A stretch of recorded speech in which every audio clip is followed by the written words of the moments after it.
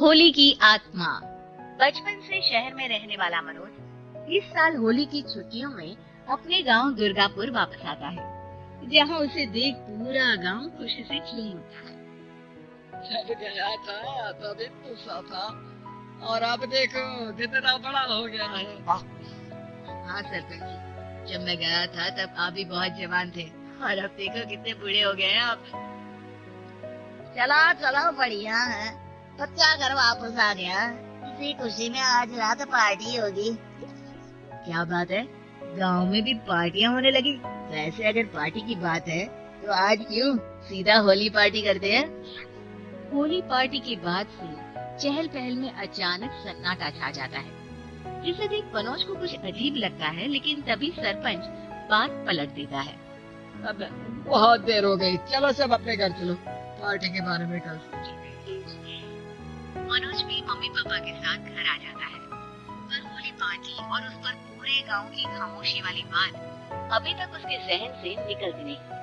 पापा, होली पार्टी की बात पर सब चुप क्यों हो गए थे? अरे होगी उनकी कोई अपनी बात, मुझे गांव की पंचायत ही थोड़ी पता है। थक गया हूँ, चलो सो जाते हैं, कल बात करते हैं। पापा की बात मानते हुए मनोज भी सोने चला जाता है। आज तो छुपा लिया, लेकिन हफ्ते बाद जब होली का दिन आएगा तब इसे कैसे रोकूंगी। अगली सुबह सूरज के साथ ही मनोज भी गांव घूमने निकल जाता है, जिस पर रास्ते में उसे अपनी ही उम्र की कुछ लड़की भी मिलती है, जिनसे दोस्ती कर अब वो उनके साथ घूमने लगता है। इसी तरह कुछ दिन बीत जाते हैं और होली नजदीक आने लगती है। दोस्तों, होली में 4 दिन ही बचे हैं, पर गांव में उसकी कोई तैयारियां क्यों नहीं दिख रही? क्योंकि यहाँ होली नहीं मनाई जाती। अरे पर ऐसा क्यों? वो राजा भूषण आज 4 दिन के लिए आए हो, क्या इतना सोच रहे हो? चलो कुछ खाने चलते हैं। इसी के साथ एक बार फिर होली की बात को टलते हुए देख मनोज को शक होने लगता है। वो घर पहुंचते ही इंटरनेट पर अपने गांव और राजा भूषण के बारे में जानकारी निकालने लगता है। क्या? मुझे आज तक ये नहीं पता था। ऐसा कैसे?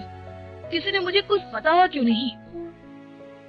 सारी जानकारी लेने के बाद मनोज गांव वालों या अपने मम्मी पापा से कुछ पूछे बिना खुद ही उसकी सच्चाई के बारे में छानबीन करने लगता है, जिसके चलते वो राजा भूषण की हवेली में पहुंचता है। वाह, क्या हवेली है यार! पर क्या यहाँ सच में कोई भूत है?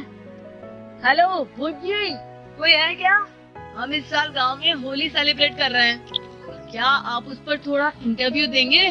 मनोज के ऐसा बोलते ही गांव में तूफान उठ जाता है और हवेली में रखी सारी चीजें हिलने लगती हैं। एक अदृश्य शक्ति मनोज को धक्का देकर हवेली से बाहर निकाल दरवाजा बंद कर लेती है। ये सब देख मनोज हैरान रह जाता है। क्या अभी मुझे हवा ने धक्का देकर बाहर निकाल दिया? इस गाँव में होली नहीं बन सकती, इसलिए दोबारा अपनी कोशिश भी मत करना, अंजाम बुरा होगा। मनोज हैरानी से इधर उधर देखने लगता है, पर उसे कोई दिखाई नहीं देता। वो गांव वापस आ जाता है, जहां तूफान की वजह से सब कुछ तहस नहस हो चुका। आखिर ये तूफान आया कैसे? ना ऐसा कोई मौसम था और ना ही हमने होली का त्योहार मनाने की बात की थी।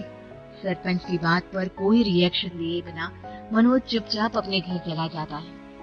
इस तरह देखते ही देखते होली का दिन भी आ जाता है और मनोज रंग लेकर गांव में निकल जाता है, लेकिन गांव पूरी तरह खाली होता है।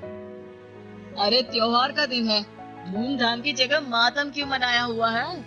मनोज की आवाज सुन सब अपने घर की खिड़कियां खोल के घर के अंदर से ही उसे वापस जाने के लिए कहने लगते हैं, पर वो किसी की नहीं सुनता।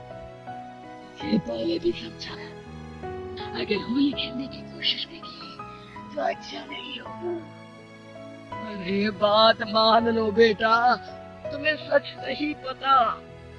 मुझे सब पता है, सालों पहले इस राजा ने एक अंधविश्वास फैलाया और आप लोग आज तक उसे मानते आ रहे हो। अरे बेटा, जब तुम पैदा भी नहीं हुए थे उससे भी बहुत पहले से इस गांव पर होली का श्राप है। अगर गांव में होली का त्योहार मनाया जाता है तो प्रलय आना पक्की बात होती है। राजा भूषण इस सब में नहीं मानते थे और त्योहार मनाने लगे। जिसके चलते होली वाले ही दिन पहले उनके बेटे की और फिर उनकी मृत्यु हो गई।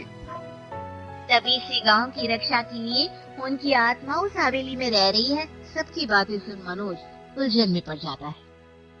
सोचना भी मत मनोज, अगर तू इस परंपरा को तोड़ने की कोशिश भी की तो उसका परिणाम इस गांव और गांव के लोगों के लिए अच्छा नहीं होगा।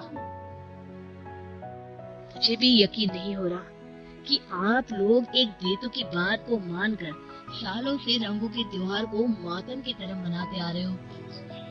मनोज किसी की कोई बात ना मानते हुए पूरे गांव में रंग बिखेर देता है, जिसके तुरंत बाद वहाँ तूफान के साथ बिजलियां गरजने लगती है। अचानक मौसम में ऐसा बदलाव भी जहाँ मनोज कंफ्यूजन में आ जाता है, वहीं गांव वाले डर से सहम जाते हैं।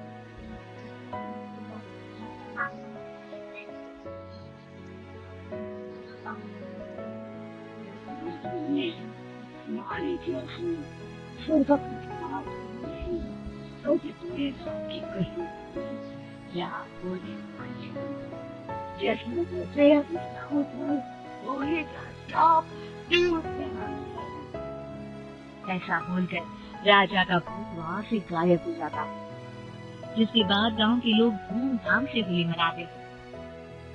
खुशियों के रंग गांव में बिखरे ही होते हैं कि अगली सुबह अचानक मनोज कहीं गायब हो जाता है और एक बार फिर गांव में होली का नया राज शुरू हो जाता है।